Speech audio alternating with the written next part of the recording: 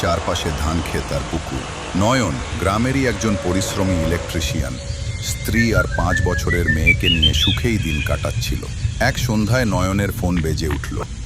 ওপার থেকে তার বন্ধু বলল, ভাই নয়ন, আজ পুকুর শুকিয়েছে, এত মাগুর আর জিওল মাছ উঠেছে, তুই সন্ধ্যায় আসিস, কিছু মাছ নিয়ে যা। নয়ন মুচকি হেসে উত্তর দিল, ঠিক আছে ভাই, আসছি। যেহেতু যাচ্ছি, একটু নেশা করলেই হয় না। রাতে সে কিছু মদ নিয়ে বন্ধুর বাড়ি পৌঁছালে। হাসি আড্ডা, মাছ আর নেশার ঘোরে সময় উড়ে গেল। মধ্যরাত পেরোতে না পেরোতেই নয়ন মোটর সাইকেলে ফেরার পথে নামল। শ্মশানের পাশের পুরনো তেঁতুল গাছের নিচ দিয়ে যাওয়ার সময় হঠাৎ তার মনে হলো গাড়িটা যেন ভারী হয়ে গেছে। ইঞ্জিন ঘরঘর করছে, সামনে এগোতে কষ্ট হচ্ছে, ভেতরে অদ্ভুত একটা শিরশিরে অনুভূতি। ঠিক তখনই গাড়ির হেডলাইটে দেখা গেল একটা বড় কালো বিড়াল রাস্তা পার হয়ে যাচ্ছে। বিড়ালটা অস্বাভাবিকভাবে তার দিকে তাকিয়ে ম্যাও করে ডাকল। নয়ন থেমে পেছনে তাকালো। কেউ নেই, চারপাশ নিস্তব্ধ। ঠান্ডা হাওয়া তার শরীর কাঁপিয়ে দিল। তবু সে কিছু না ভেবে দ্রুত বাড়ির পথে ছুটল। রাত প্রায় 1টা। নয়ন মাছ রেখে বাথরুম থেকে বেরিয়ে বেডরুমে ঢুকল। তার ছোট মেয়ে গভীর ঘুমে।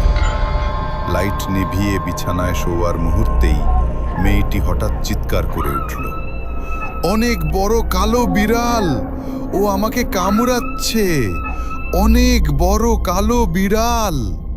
স্ত্রী ভয় পেয়ে মেয়েকে জড়িয়ে ধরল। নয়ন সান্ত্বনা দিয়ে তাকে ডাক্তার দেখালো, কিন্তু কোনো শারীরিক সমস্যা ধরা পড়ল না।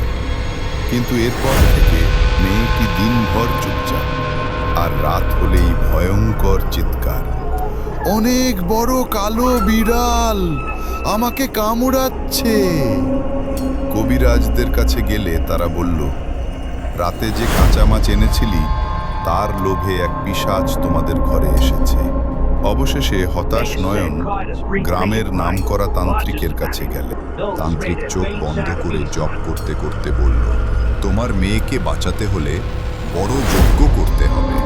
যে পুকুর থেকে মাছ এনেছিলি সেখান থেকেই মাছ ধরতে হবে। নয়ন ভোরেই সেই পুকুরে গিয়ে মাছ ধরল। সন্ধ্যায় যজ্ঞ শুরু হলো। ধূপ, প্রদীপ, মন্ত্রপাঠে চারদিক ভারী হয়ে উঠল। আগুনের শিখা উঁচু হতেই তান্ত্রিক উচ্চ স্বরে মন্ত্র পড়ল, যেন অদৃশ্য কিছু তাড়িয়ে দিচ্ছে। যজ্ঞ শেষ হওয়ার পর অদ্ভুতভাবে মেয়েটি শান্ত হয়ে গেল। রাতে আর কোনো চিৎকার নেই। পরদিন ভোরে সে হাসি মুখে বাবার বুকে ঝাঁপিয়ে পড়ল। এরপর থেকে নয়ন আর কখনো রাতের অন্ধকারে পুকুরের মাছ আনেনি। গ্রামের লোকেরা এখনো বলে, পুরনো শ্মশানের তেঁতুল গাছের নিচে